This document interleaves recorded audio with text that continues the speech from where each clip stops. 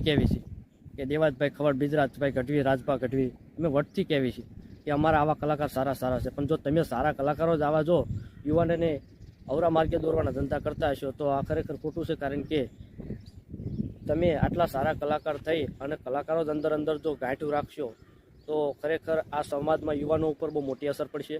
અને હું તો એટલું કહું છું, એક ચારણનો દીકરો છે ને એક કાઠી દરબાર છે, એટલે બે બોલ્યા છે કે સિસ્ટમ નથી અમારામાં માફી માંગવાની, તો વાત બરાબર છે. બોલ્યા પછી શબ્દો પાછા ન ખેંચે, કારણ કે એ તો એક ચારણ છે ને એક કાઠીનો દીકરો છે, એ પાછા શબ્દો ન ખેંચાય. પણ હું તો એટલું કહું છું, હાવ મફતની સલાહ આપું છું કે માં હોનબાઈના મઢડે જઈને જે સમાધાન કર્યું હતું, એટલે હોનબાઈના મઢે જઈને માના પગે પડો, ઉગમના ઓરડાવાળીની મંદિરે જઈ અને તમે માફી એવી માંગો કે માં અમે તારા શરણમાં આવી અને તારી ધજા સામું જોઈ અને અમે માફી માંગી હતી અને આજ ફરી અમારે આ તકલીફ થઈ છે, તો બે માના મઢે જઈને માની માફી માંગો.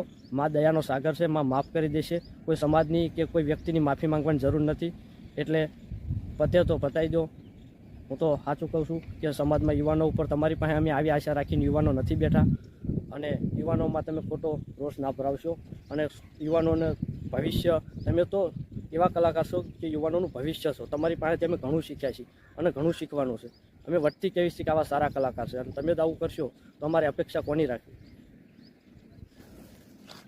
અને એમને જો એટલો બધો બાજવાનો શોખ હોય તો બોર્ડર ઉપર જતા રહો ને. બોર્ડર ઉપર યુવાનોને જરૂર જ છે,